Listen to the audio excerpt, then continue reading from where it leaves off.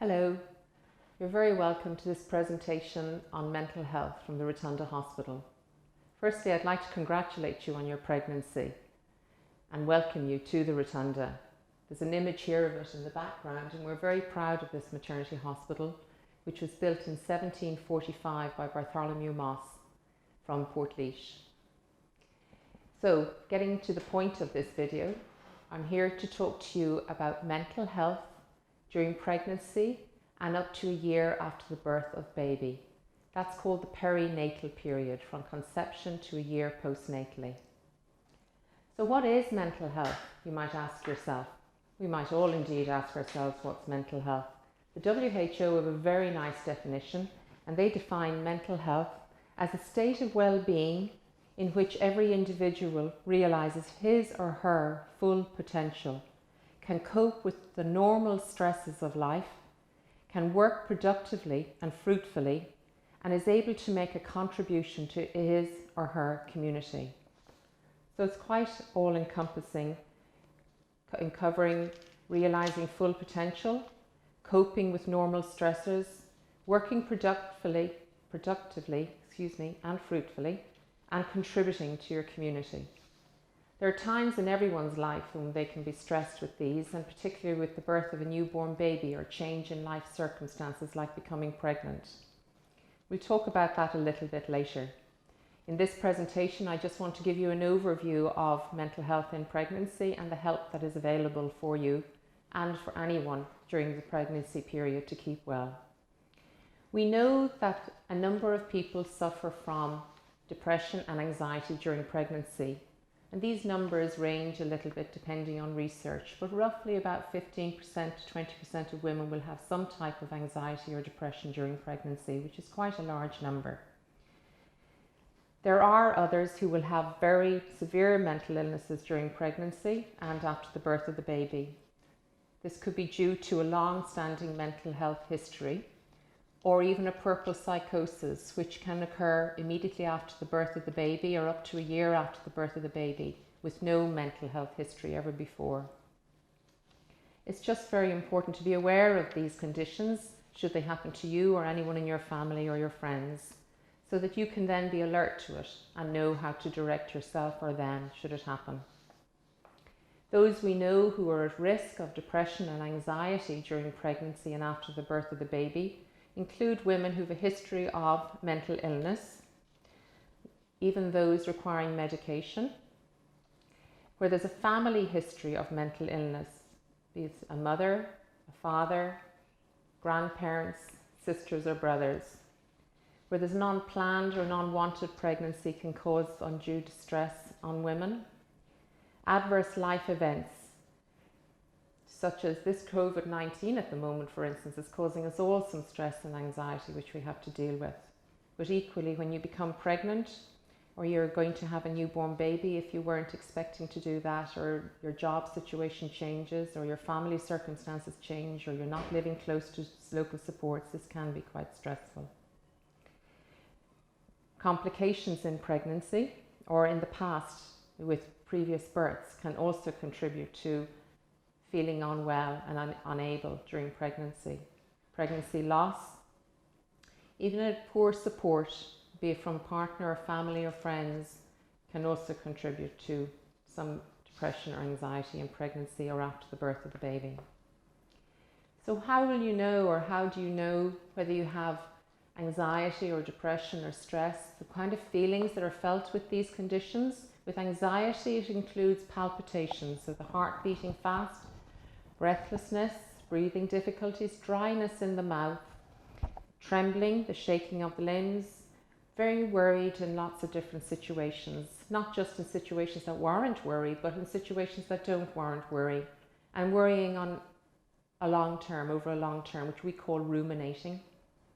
Feeling scared or panicky for no particular reason, just out of the blue.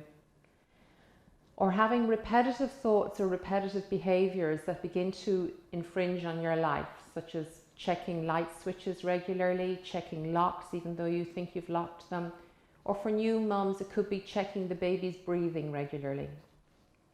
Then depression is slightly different. The symptoms include a lack of motivation, no joy in life, not looking forward to anything. So for instance, even though you're going to have a baby, not really looking forward to the birth of the baby.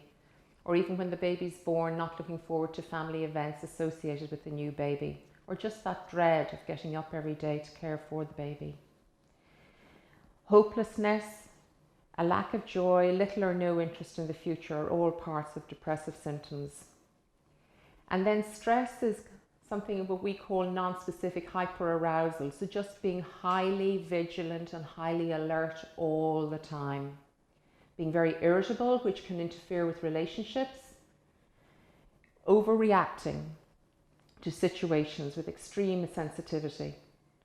Being impatient and having an inability to relax, to remain calm and just to take it easy, or to feel any way soothed or held or helped in any way.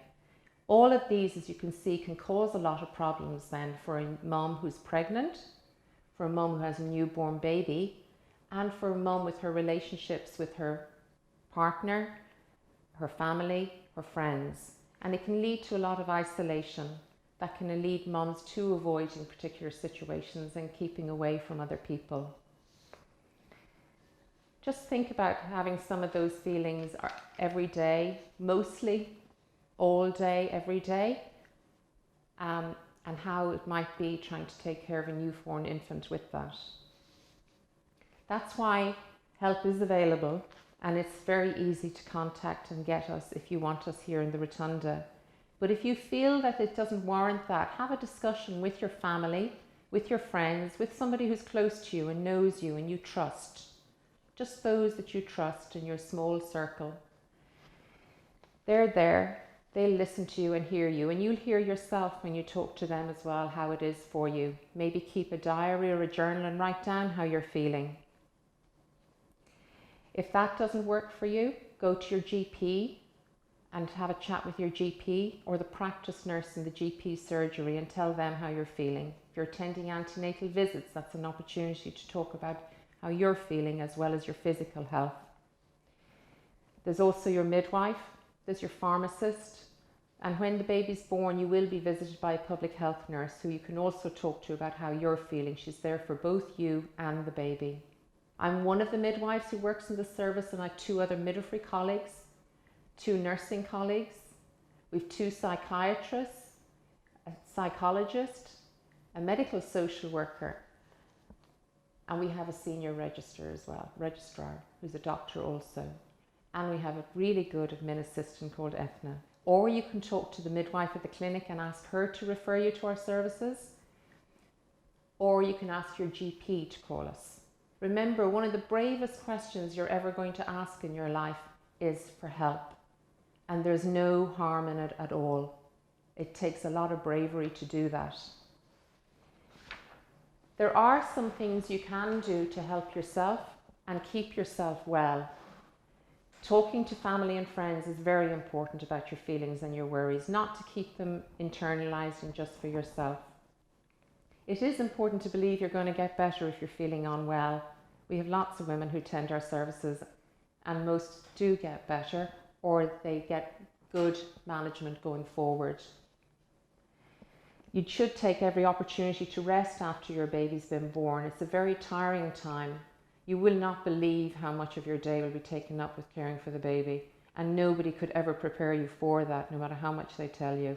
It is a very exciting time and a very loving time and lovely time for new parents, but it can also be a very exhausting time and an overwhelming time for others. Eating well is important, as it is at any time in your life.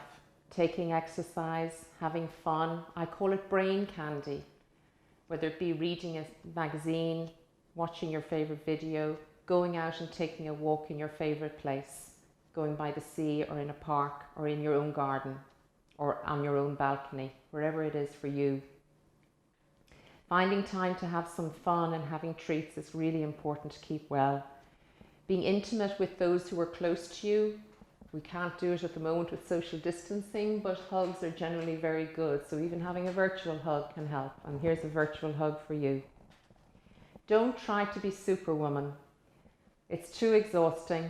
It'll take too much out of you, and it's impossible to keep it going 24 hours a day. Don't blame yourself or your partner. Life is tough on people at times of change, and everyone is doing the best they possibly can. And they do say in this lovely booklet, don't move house while you're pregnant or having a new baby. But a lot of people do. It's just that it is another one of those major life stressors to be aware of. This and other forms of reference are available for you. And Mark, who's videoing here today, is going to put them up at the end of this video for you to go and look at. So don't be afraid to call us. Be aware of the things you can do to calm yourself. Just think about sitting quietly when you get a little bit of time, just to think about what's happening in your life, how you're sitting in your chair at the moment watching this video, hopefully in a quiet place, taking some time for you to mind yourself, which is a really good sign that you are taking care of yourself. So I congratulate you for that. And I wish you the very best going forward. Thank you.